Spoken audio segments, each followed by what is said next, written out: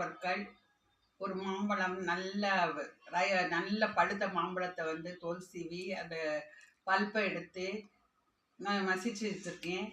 அதோட ஒரு பிஞ்சு சால்ட் போட்டிருக்கேன். கோதுமை மாவு ஒரு கப் எடுத்து போடணும். கோதுமை மாவு ஒரு கப்பு அவலை வந்து நல்லா வறுத்துட்டு மிக்சியில் பவுடர் பண்ணி அதையும் போட்டு எடுத்து இப்போ கலக்க போகிறேன். சோடாப்பு போட்டு கலந்துருக்கேன். நல்லா இப்போ மாவை நல்லா பிசைஞ்சிட்டு பணியாரம் சுடுறதுக்கு ஏற்றாப்புல நம்ம கலந்து வச்சுக்கணும்.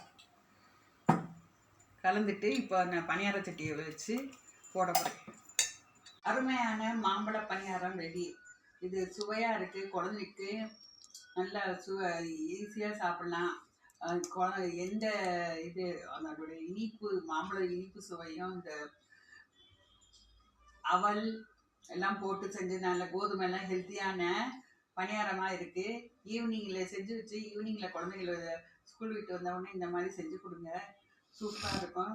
இதை செஞ்சு பார்த்து ஷேர் பண்ணுங்கள். எங்கள் சேனலுக்கு சப்ஸ்கிரைப் பண்ணுங்கள், சப்போர்ட் பண்ணுங்கள்.